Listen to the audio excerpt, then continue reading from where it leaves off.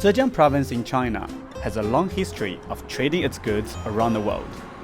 It was from here that the first Chinese migrants made their way to Europe. And it is here I start my journey to find the people behind the innovation that is driving the Paris Olympics. I arrive in the provincial capital of Hangzhou that also happens to be my hometown. In this episode, I'm back in China for two purposes: to see firsthand how the technology is being developed to power the Paris Olympics, and to visit the rural communities that were the original foundation of the Chinese community in Paris.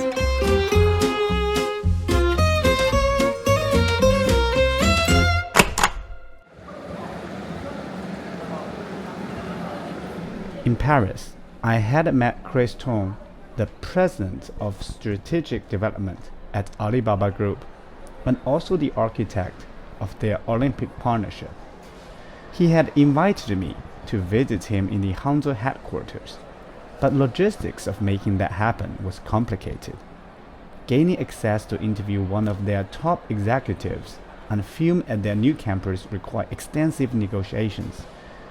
Yet, with the Olympics just a few weeks away, I was given the green light and now wait in the giant lobby to be shown to Chris's office. Welcome to Alibaba. Good to see you again. Thank you. Yeah. We skip the small talk and get straight to the key question.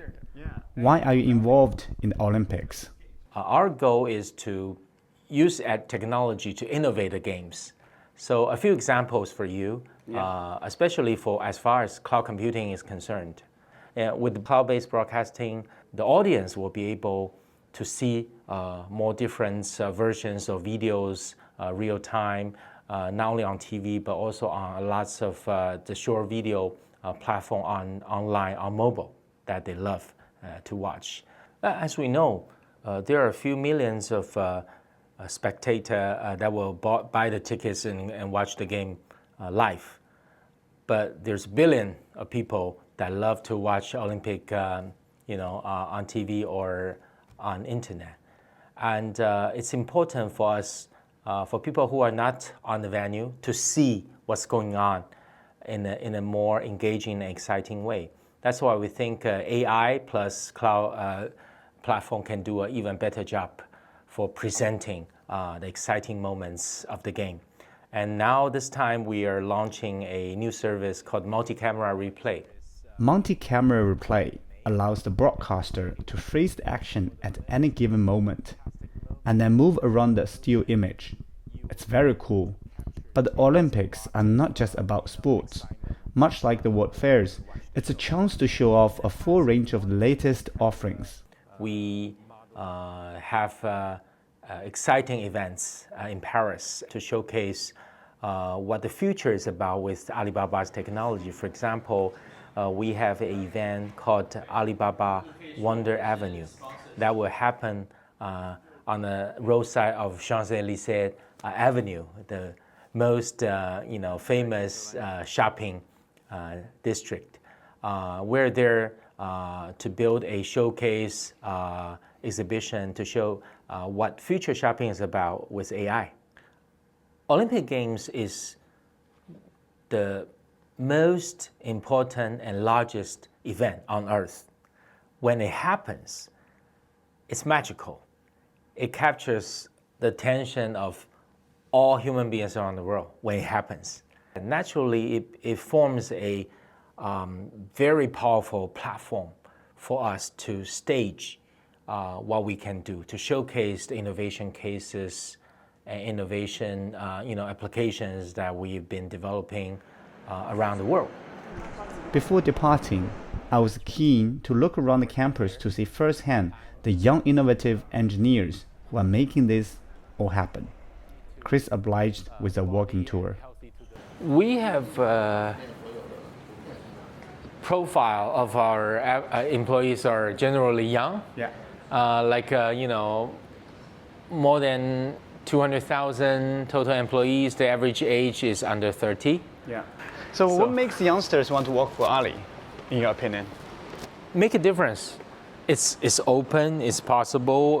We have many innovative cases that's actually proposed by very young, very new. hired employees. Yeah. They have some idea that will benefit our business, benefit the world. Yeah. They actually propose and make it happen. Yeah. And we have many cases like that.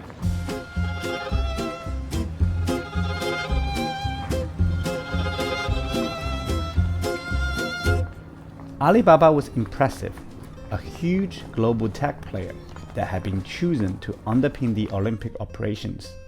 But I was also interested to see some of the smaller Chinese players making strides to come out on the global stage. In episode 1, I had met Zhuang Lulu from Taishan Sports, who had shown me the judo and wrestling venue close to the Eiffel Tower, which would feature their innovative mats. I take a 4-hour high-speed train ride from Hangzhou into the heart of rural China, then another drive to the small town of Laoling in Shandong province. Within a sprawling factory complex, I meet the founder of Taishan Sports, Bian Zhiliang, at the factory museum, and I'm quickly whisked away on a tour. There's nothing glitzy about Taishan Sports' origins. Mr. Bian started the company in his family home back in 1978. 等于说那时候呢，没有工厂，就在一个炕上缝制这个垫子，那它也没有设备，就是用双手，这个几个大针，几把剪刀。您觉得，在巴黎奥运会上，泰山体育能够提供柔道以及能够提供摔跤的垫子，这主要是什么原因？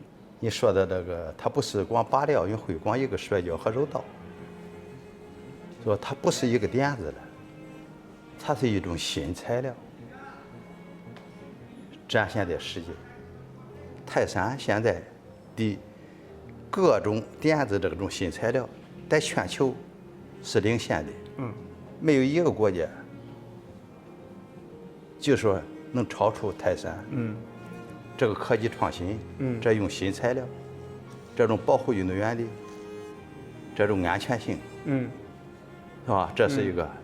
再者是呢，在这个奥运会，这是全球从奥运史上以来是最大器材供应商，302枚金牌，我们在北京奥运会我们服务了122枚，这也是在全球所有的企业没有的，泰山做到了。After fitness test and some basketball practice, we continued with a factory tour in a golf cart that further impressed me with the scale and level of innovation. While Alibaba had captivated me with its modern office space and bright young technicians, Taishan Sports mesmerized me with scale and pure entrepreneurial grit and determination. In this flat rural plain, a world leader in sports innovation had taken root. Impressive, even for a seasoned journalist like myself. With the Olympics fast approaching, it was time to get back to Paris.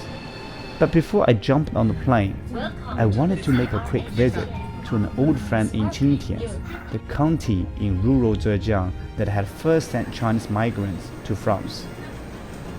6 hours of fast trains later, I emerged into a wet, warm summer day within the mountains that surround the big coastal city of Wenzhou. Since my last visit in 2019, Yan Xiaohai had realized his dream to build a museum to explain the European Chinese diaspora. I took the lift to the 12th floor, then walked down a floor to reach the museum, where Yan was waiting for me.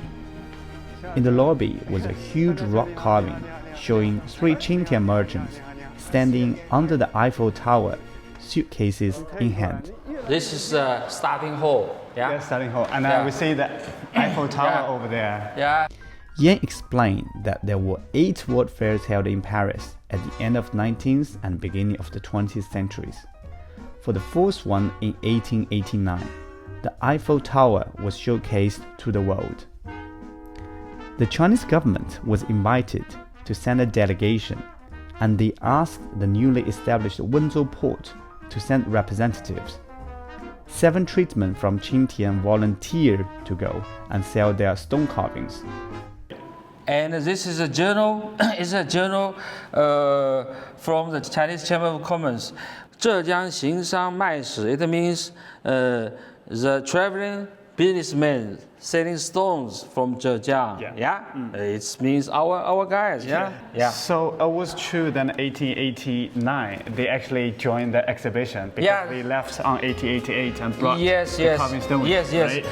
The tradesmen returned for future fairs and later settled, becoming the first wave of Chinese migrants to France in the 1920s and the start of the Paris Chinese community.